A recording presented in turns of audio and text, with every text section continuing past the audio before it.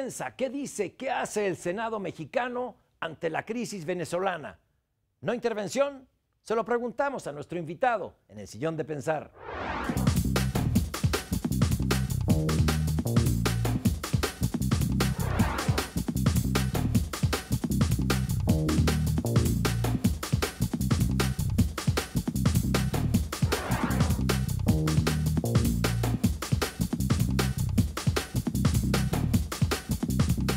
En esta ocasión, en el Sillón de Pensar, el presidente de la Comisión de Relaciones Exteriores del Senado de la República. Bienvenido, senador Héctor Vasconcelos. Muchas gracias, encantado de estar aquí otra vez. ¡Viva México!, gritó Maduro en su toma de posesión por segunda vez como presidente de Venezuela. ¿Cómo lo sintió? Desde luego, cualquier jefe de Estado puede hacer la exclamación que desee, ¿no? Pero hay que interpretar las cosas con cuidado. Trataré de decirlo diplomáticamente, después de todo soy un diplomático profesional. Es, larga formación. Nada más faltaba. Pero veamos, no asistió el jefe del Estado mexicano a la toma de posición, no ha asistido a ninguna de las tomas de posición que han ocurrido de diciembre para acá, es decir, la otra fue la de Brasil. Tampoco hubo una delegación de alto nivel mexicana. Quien representó a México en la toma de posición fue nuestro encargado de negocios en Venezuela. En fin, dejo la interpretación a juicio de los demás, pero esos son los hechos, ¿no? Pero a raíz de la reunión y de las resoluciones del Grupo de Lima, como que en el mundo nos ven respaldando a un gobierno impresentable. ¿Es injusto? Yo creo que es injusto y voy a tratar de explicar por qué. Bueno, primero yo sí quiero aclarar que yo hablo desde el Poder Legislativo. Sí, claro, por supuesto. En particular del Senado. Yo no puedo hablar por el Poder Ejecutivo. Yo no soy un portavoz del Ejecutivo Federal. Pero desde la perspectiva del Senado y como miembro del grupo parlamentario de Morena, que sí soy, pues puedo hacer mis propios comentarios. Entonces, ¿por qué se pudiera interpretar la posición de México en relación con el Grupo de Lima como un apoyo al gobierno venezolano actual? Yo creo que de ninguna manera es el caso. Nosotros lo que hemos dicho siempre y lo que el gobierno, lo que el Poder Ejecutivo ha tratado de explicar siempre es que está en contra de la intervención en asuntos internos de otros países. Sin embargo, eso no implica apoyo a ninguna de las partes. Y hay una cosa que es central, me parece a mí. Si bien el gobierno está en contra de la intervención, está perfectamente dispuesto a la mediación. Yo resumiría la postura del gobierno mexicano en este caso, y en el caso de otros países, Nicaragua, etcétera. Intervención no, mediación sí.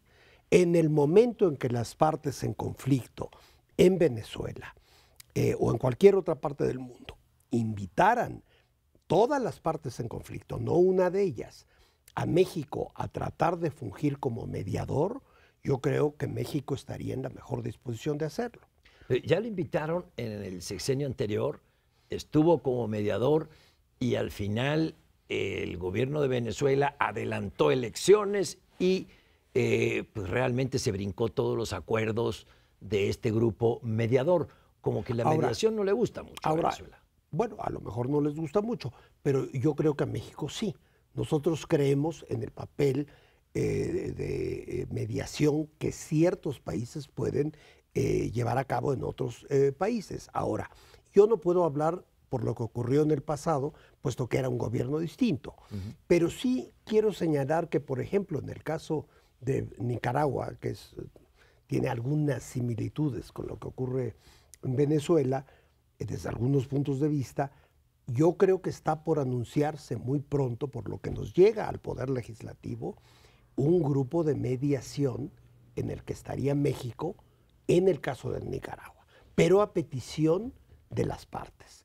Nosotros no vamos a tomar la iniciativa nunca de intervenir, pero, repito, si se invita a México, yo creo que el gobierno está en la mejor disposición de aportar sus esfuerzos de mediación, no de intervención, porque el principio que el presidente López Obrador ha tratado ya sostenido siempre es el histórico del artículo 89 de la Constitución de no intervención en los asuntos de política interna de otros países. Pero opinar no es intervenir. Intervenir, la no intervención en el siglo pasado tenía una connotación diferente a la connotación de ahora, no intervención militar, pero donde hay violaciones a los derechos humanos, que también está en nuestra Constitución, claro. y la protección de los derechos humanos, pues sí se vale opinar.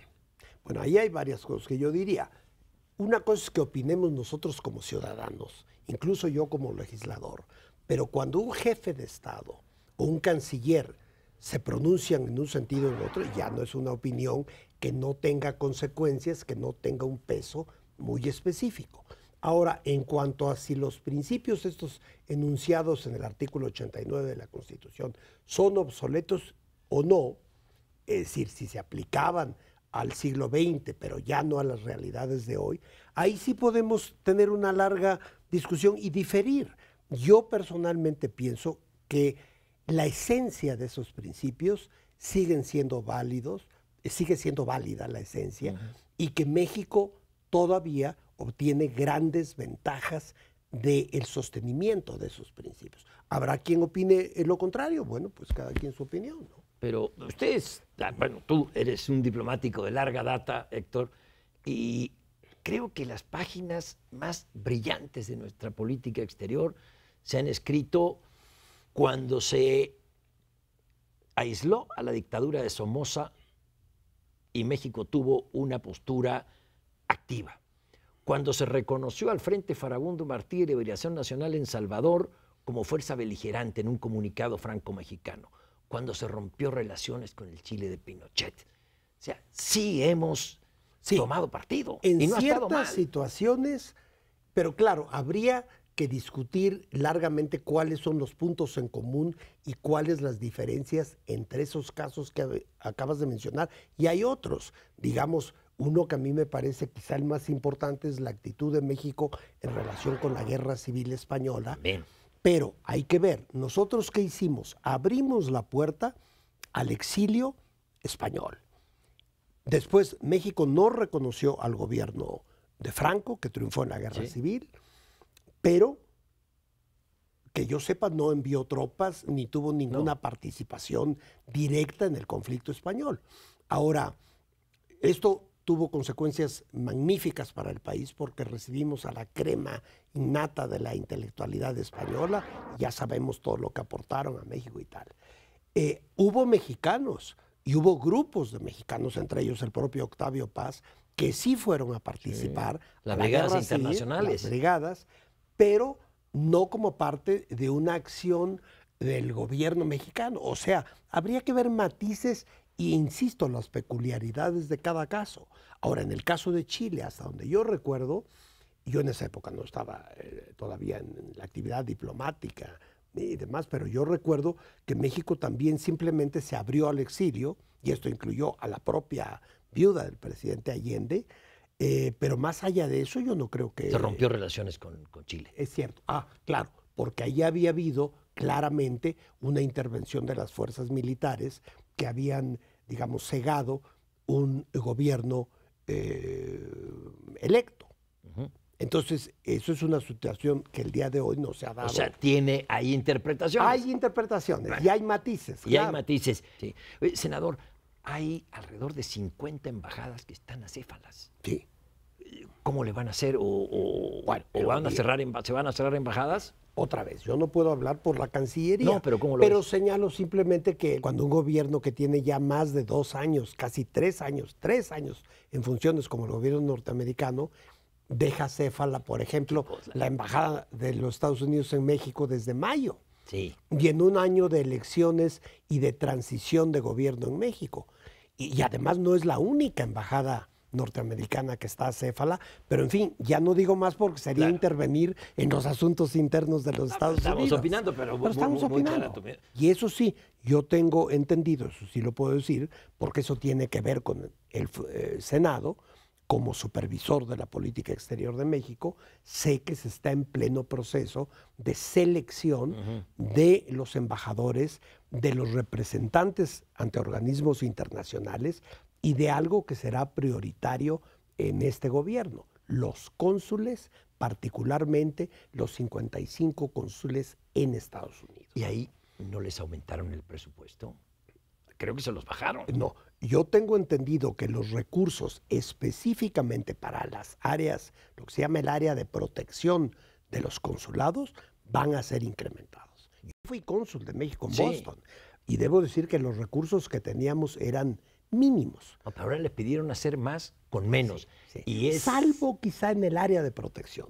Lo que pasa es que las reducciones están, digamos, en el número de personal no indispensable, pero en la parte administrativa o incluso de otro tipo de promociones que hacen los consulados, no en la protección de los mexicanos que viven en el exterior, que ahí sí yo puedo afirmar, porque me lo dijo muchas veces, es una prioridad absoluta del hoy presidente de la República, la protección de los mexicanos en Estados Unidos, a través de la red consular.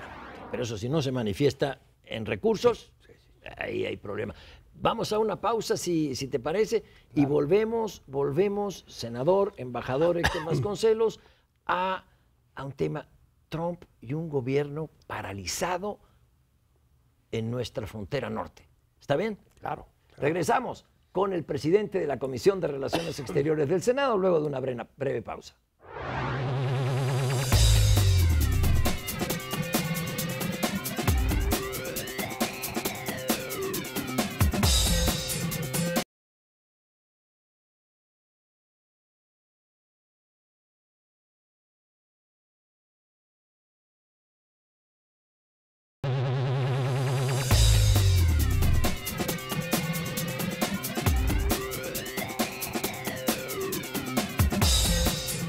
De regreso con el senador Héctor Vasconcelos, presidente de la Comisión de Relaciones Exteriores del Senado de la República, aquí en el sillón de pensar.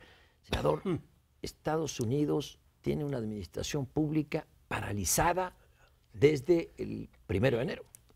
Es decir, paralizada parcialmente, porque desde luego la propia Casa Blanca está funcionando, las áreas estratégicas siguen funcionando, pero hay un porcentaje muy elevado del gobierno, de empleados federales, que por ejemplo el viernes pasado, que fue la primera quincena de enero, más de 800,000 empleados del gobierno norteamericano no recibieron su cheque. Es una situación gravísima, es la interrupción más severa que ha habido de las funciones del gobierno norteamericano en la historia de los Estados Unidos. Ya tienen ese dato. Porque había habido interrupciones semejantes, pero por una semana, por 3 o 4 días, nunca por el lapso actual. Pero nos están usando a nosotros como el pretexto. Es que eso es lo grave para nosotros. Si no, pues sería un problema interno de los Estados Unidos. Lo que pasa es que la pieza de contención allí es nada menos que la posible construcción del muro a lo largo de la frontera entre los Estados Unidos y México. Entonces, pues es lamentable que México, y en particular el problema de la frontera norte, se haya vuelto una pieza de cambio, de juego, en una pugna electoral, porque en el fondo de esto ya está la campaña del año próximo, del 2020, y la pugna entre demócratas y republicanos por quién va a ocupar la presidencia en el próximo periodo. Entonces, es evidente, y aquí no creo estar interviniendo en asuntos internos, es comentado, internos de los Estados Unidos, es comentado en el mundo entero, que los demócratas, parte de la razón por la que no le dan al presidente Trump el presupuesto necesario para edificar el muro, es que no le quieren dar esa ventaja ante su base electoral, que está esperando que el presidente Trump cumpla su promesa de campaña de construir este muro. Entonces, los demócratas piensan que si no hacen posible la erección de este muro, entonces quedará mal con su base y perderá apoyo de los propios republicanos. Claro que los demócratas tienen otros motivos también, muchos otros, conceptuales, ideológicos, políticos, para oponerse al muro. Pero, en fin, es una desgracia, es una pena, me parece a mí, que una cuestión que tiene que ver directamente con México, ahí sí, sea un elemento de las pugnas electorales internas norteamericanas. Sí, Trump nos está utilizando para doblegar a la oposición y para hacerse propaganda, para ante su base, campaña adelantada ante su base. Pero hay algo que ahí me mueve a sospecha, embajador, senador. Sí. Cuando se estaba discutiendo el presupuesto, hubo una caravana migrante de América Central, organizada y todo eso, que llega a nuestra frontera norte, a Tijuana, ahí se queda, y Trump dice, ya ven, necesito construir un muro. Y ahora que está entrampado el Congreso de los Estados Unidos en su relación con el Ejecutivo por el muro, y ya viene se arma otra caravana, que ya está en Honduras, ahora la están articulando y vámonos todos para Estados Unidos. Sí. ¿No le llama la atención? Sí, cómo no. En México también hemos estado muy preocupados por cuál es el verdadero origen de estas caravanas. Porque por supuesto migraciones provenientes de Honduras, de Guatemala, de El Salvador ha habido durante muchísimo tiempo. Pero ¿por qué hubo esa concentración de miles de migrantes en el mes de octubre del año pasado? A escasas semanas de las elecciones intermedias norteamericanas, ¿verdad? ¿Y por qué ahora que hay este conflicto entre demócratas y republicanos por el presupuesto, que tiene todo que ver con la construcción del muro, por qué ahora surge una nueva caravana? Hay muchas hipótesis, yo no sabría, no podría afirmar cuál es la buena, pero hay algo extraño y puedo ahí sí afirmar que tanto el Poder Legislativo como en el Poder Ejecutivo del gobierno actual hay mucha preocupación de descubrir realmente a qué punto estas migraciones de Honduras, del Triángulo Norte de Centroamérica, son espontáneas o alguien las está manejando al menos parcialmente, ¿no? No lo sabemos con certeza. Sí, porque como tú dices, una es la migración histórica, la tradicional, pero otra es organizar desde esos países una migración masiva, tumbar nuestras vallas en la frontera sur, entrar sin restricción alguna y sin papel alguno, e irse a Estados Unidos y el otro diciendo, ya ven, necesitamos un muro porque se nos vienen encima. Así es. Pero yo he hablado incluso con altos funcionarios de la Cancillería mexicana que también se preguntan que si no hay algo detrás, más allá de la espontánea migración, que siempre hemos tenido. ¿Cómo se debería abordar el tema de la migración? Un fenómeno universal, un fenómeno de nuestro tiempo, pero ahora, manipulado o no, tenemos un problema en nuestra frontera norte. Allí el gobierno del presidente López Obrador ha tenido una propuesta, al menos desde el día siguiente de la victoria electoral que se obtuvo el 1 de julio, que fue proponerle al gobierno norteamericano un enorme programa de desarrollo económico y social en Centroamérica, porque es obvio que si los países del Triángulo Norte de Centroamérica tienen mayor desarrollo económico y social, y yo agregaría político, mayor desarrollo democrático, entonces no habrá necesidad para las capas más pobres de la población de esos países de buscar el sustento allí en sus fronteras, ¿no? La idea del gobierno actual mexicano es que promoviendo el desarrollo de Centroamérica se está resolviendo de fondo el problema de las migraciones. Ahora, los Estados Unidos en un principio no parecían coincidir, aunque últimamente aceptaron, como es sabido, ¿verdad? Se anunció ya un programa de inversiones compartidas mexicanas y norteamericanas en Centroamérica. Sí, ese es el fondo del problema, sin lugar a dudas. ¿Estamos de acuerdo? Sí, estamos totalmente de acuerdo. De otra manera, el punto está en que la administración Trump no le interesa. Una cosa es planteársela a una administración Kennedy, a una administración Clinton o Bush padre, y otra es hacérsela a Trump. Sí. Bueno, pero el gobierno que tenemos con el presidente Trump es el que tenemos y con él tenemos que interactuar. Y probablemente, no digo que vaya a suceder, no es una profecía, pero pudiera ser el mismo gobierno durante los próximos 5 años, si es reelecto el presidente Trump, ¿no? ¿Y cómo la ve?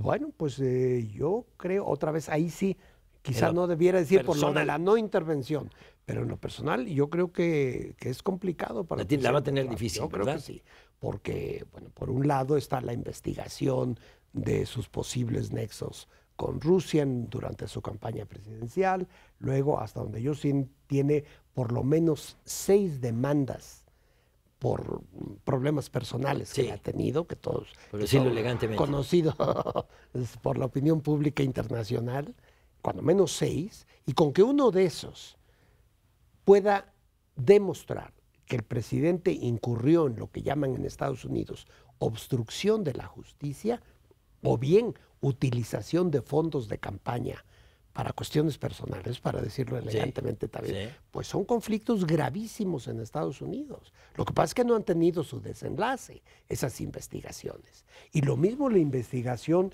de la hipotética participación de Rusia en la campaña pasada norteamericana. Bueno, en los últimos días hemos tenido datos que agravan de manera importante, me parece a mí, esa situación. El artículo del New York Times, me parece que fue el viernes pasado, y del Washington Post, donde se habla de investigaciones por el propio FBI, FBI del presidente, por una posible relación con el gobierno ruso que iría incluso más allá de lo que se había dicho antes. Entonces tiene problemas que yo considero que son serios. Sí. Y el contexto internacional con un Estados Unidos muy poco previsible en el concierto de las naciones. La retirada de Siria, por ejemplo. Se retira así, una retirada muy sospechosa.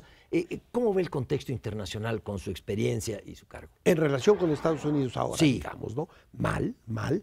Yo creo que, pues en general, tanto en Medio Oriente como en la relación de los Estados Unidos con Europa, y con otras áreas del mundo, desde luego, no ha sido bien recibida fuera de los Estados Unidos la política exterior norteamericana actual. Y además es sobre todo impredecible, que es lo peor en las relaciones internacionales, ¿no? En las relaciones internacionales como en las finanzas internacionales, el factor de estabilidad es clave para una política exitosa, ¿no? Cuando la gente no sabe qué esperar en los próximos días, a veces en los próximos minutos, por el uso que hay hoy del tweet, ¿verdad? Sí. Entonces se crea una inestabilidad muy negativa para todos, creo yo. Sí, el factor de riesgo número 1 en el mundo quizás sería lo imprevisible del carácter del presidente de los Estados Unidos. Sí, y habría que ver si su situación política y legal se complica aún más, si no esto exacerbaría, digamos, las reacciones abruptas, por decirlo de alguna manera, del presidente Trump. Y regresando a nuestro subcontinente, América Latina, ¿cómo ve? Hay un giro a la derecha? Por lo menos Brasil, que es el otro gigante latinoamericano, se fue a la derecha con un presidente que no cree en los derechos humanos. Sí. Otra vez es la forma en que se han desarrollado las cosas en los últimos años en América Latina es muy preocupante. Ahora, otra vez, hay muchos aspectos que podríamos comentar, pero hay una cuestión que a mí en lo personal, otra vez, hablando no a nombre de nadie, sino personalmente, me parece muy grave. Yo creo que el problema que tuvieron varios gobiernos de izquierda en América Latina es que hubo corrupción en algunos casos. Y cuando en un gobierno de izquierda que tiene banderas ideológicas que pretenden buscar la democracia, el mejoramiento de las condiciones del pueblo, etcétera, ocurren factores de corrupción, no puede haber un buen final de la gestión, ¿no? Es decir, extrapolando, y esto lo digo yo, más nos vale que el presidente López Obrador lo haga bien, porque si no, cuidado, hay Bolsonaros. Por supuesto, nos conviene a todos que salga muy bien este gobierno. Sí. Pero hay una cosa que a mí, de la cual a mí no me cabe la menor duda. Podrá haber errores, podrá haber planes que no se llevaron hasta su conclusión lógica, podrá haber fallas de cualquier tipo, pero lo que no va a haber nunca en este gobierno, me parece a mí, estoy seguro, es corrupción.